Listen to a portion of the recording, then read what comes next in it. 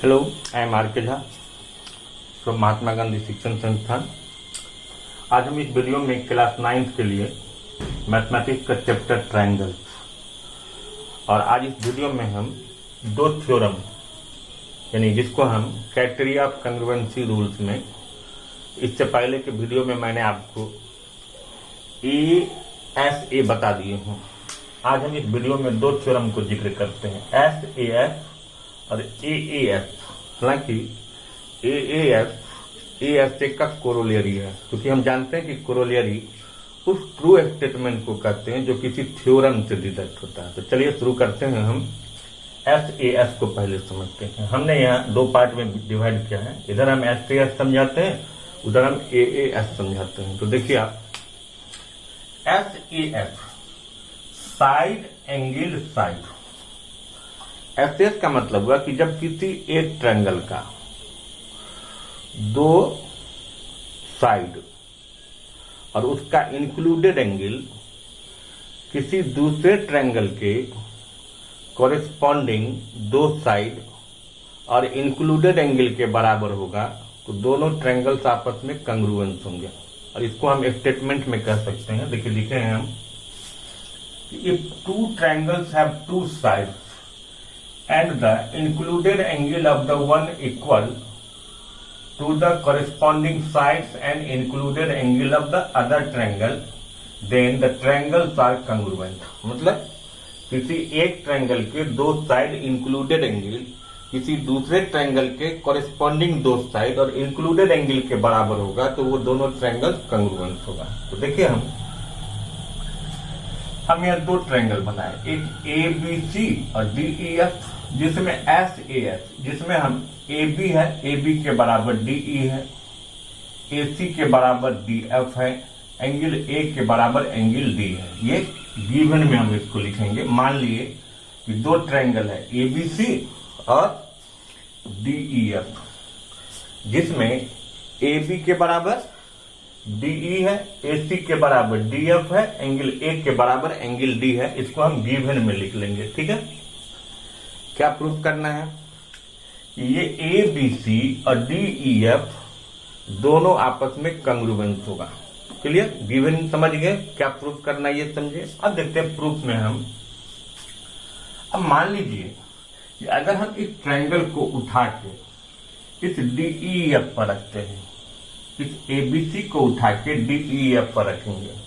हमेशा पहले आप एक चीज याद रखोगे, जब किसी एक फिगर को उठा के दूसरे फिगर पर रखोगे और अगर वो फिगर एक दूसरे को कंप्लीटली सुपरपोज कर देगा। सुपरपोज का मतलब होता है ना थोड़ा छोटा होना चाहिए, ना थोड़ा भी बड़ा होना चाहिए, यानी ऑल पार्ट एक दूसरे का कोइंसाइड कर रहा, उसी को हम सुपरपोज करते हैं।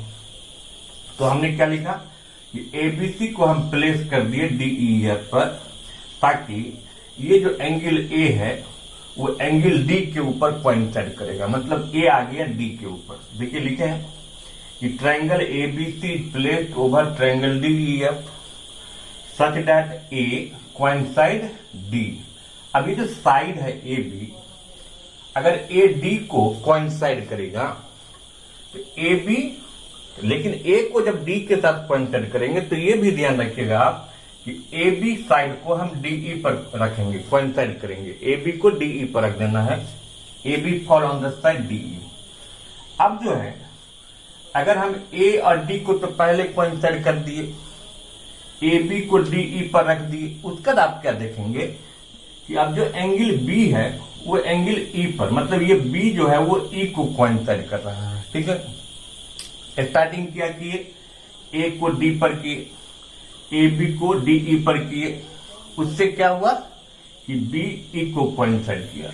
फिर हम क्या देखते हैं कि जब BE को कोइंसाइड करता है तो BC जो है वो EF को कोइंसाइड कर रहा है। तो लिखे हैं कि AD को किया, AC जो है वो DF पर आ गया और BC जो है वो EF पर आ जाएगा। इसका मतलब कि AC और DF बराबर हो गया, या BC बराबर EF भी आप ले सकते हो। अगर हम इसमें आप देखिए कि AB तो DE के बराबर था, कोइंसाइड कर रहा था, AD को कोइंसाइड किया, AC DF को कोइंसाइड किया, तो इसमें तो सी जो है वो एफ को कोइंसाइड किया और बीसी मतलब सब एक दूसरे को कोइंसाइड कर दिया, इसीलिए बीसी विल कोइंसाइड ईएफ, इसीलिए ट्रायंगल एबीसी अब क्या कहा जाएगा, सब पार्ट एक दूसरे को कोइंसाइड कर रहा है। तो अब ओवरऑल कह सकते हैं कि एबीसी डीईएफ को कोइंसाइड किया।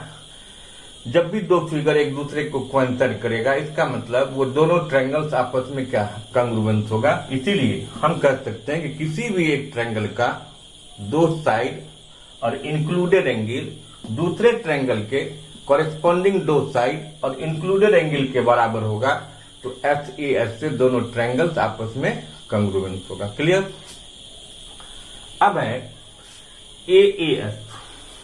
इससे पहले हमने क्या देखा था, एएसए, कि अगर किसी भी एक ट्रायंगल का दो एंगल और एक इंक्लूडेड साइड दूसरे ट्रायंगल के दो एंगल और इंक्लूडेड साइड कॉरेस्पॉन्डिंग पेयर में अगर बराबर होता है तो एएसए से दोनों ट्रायंगल्स कंग्रुएंस होता है।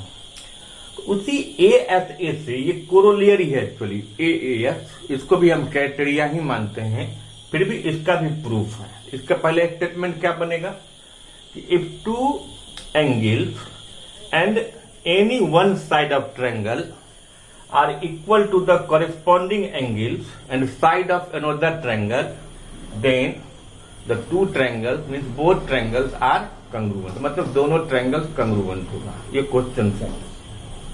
आप देखो हमने यहाँ ए बी सी और पी क्यू आर दो ट्रायंगल बनाए, जिसमें मान लेते हैं कि ए पी के बराबर है और बी क्यू के बराबर है और बी सी क्यू आर के बराबर है। इसको हम गिवन में लिख लेंगे। गिवन में लिख लिए हैं कि ट्रायंगल एबीसी और ट्रायंगल पी क्यू आर दो ट्रायंगल है, जिसमें ए के बराबर पी है, बी के बराबर क्यू है और बी सी के बराबर क्यू आर है।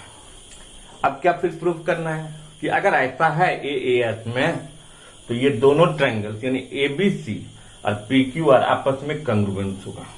अब एक चीज बताइए कि दुनिया का कोई भी ट्रायंगल्स होगा तो उस ट्रायंगल्स के तीनों एंगल्स का सम 180 होता है, ठीक। तो ए बी सी में भी तीनों एंगल का सम 180 होगा, मतलब A plus B plus C मिला के 180 होगा। इसीलिए हमने लिखा है in triangle A B C angle A plus angle B plus angle C 180 degree हो गया। इसको फर्स्ट इक्वेशन मतलब पहला ट्रायंगल का जो लिखे वो पहला इक्वेशन हो गया। क्लियर। फिर पी क्यू आर में भी एंगल सम प्रॉपर्टी यूज कर सकते हैं कि पी क्यू आर में भी पी क्यू और आर का सम 180 होगा। उसको भी लिख लिए हम in triangle P Q R P plus Q plus R 180। और आपको याद होगा कि एक्लूट का एक्सियम क्या कहता है कि अगर दो चीज आपस में एक दूसरे के बराबर, टू थिंग्स जो है किसी एक दूसरे के बराबर है तो सब एक दूसरे के बराबर है।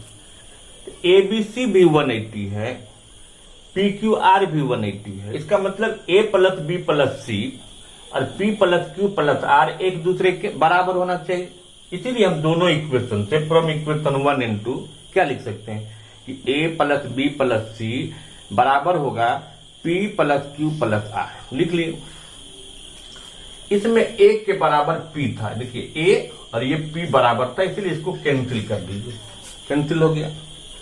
बी के बराबर क्यू है, इसको भी हम कैंसिल कर दिए।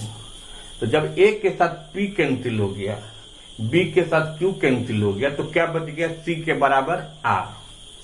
अब हम इसको प्रूफ कर लिए कि ये एंगल और ये एंगल भी बराबर है। तो अब हम फिर अगर इस दोनों ट्रायंगल्स को देखते हैं, इसमें हमको फिर क्या मिल गया कि बी के बराबर क्यू है और बी सी के बराबर क्यू आर तो पहले से दिया था, और जस्ट प्रूव किए हैं कि सी के बराबर आर है। इसका मतलब कि एबीसी और पी क्यू आर में सी और आर बराबर हुआ, जस्ट प्रूव किए। बी के बराबर क्यू गिवन ही है और बी सी बराबर क्यू आर भी गिवन ही है। तो फिर ए एस ए से दो ट्रायंगल्स कंग्रुएंस हो गया। तो ये जब ए एस दिया हुआ था तो ए एस अगर ए एस ए से कंग्रुएंस हो गया, इसका मतलब ए एस ए से ए एस क्या डिडक्ट किया गया। इसीलिए ये भी एक कंग्रुएंसी रूल बना। इसीलिए हम किसी भी दो ट्रायंगल में अगर दो कॉरेस्पॉन्डिंग एंगल और एनी वन साइड किसी दूसरे ट्रायंगल के कॉरेस्पॉन्डिंग दो एंगल और एनी वन साइड के बराबर होगा तो ए एस से वो दोनों ट्रायंगल्स आपस में कंग्रुएंट होगा। तो आज हम इसमें ये दो थ्योरम समझे, इसको आप देखिए, फिर इसको बनाइए, फिर हम आगे फिर और बताएंगे। Thank you.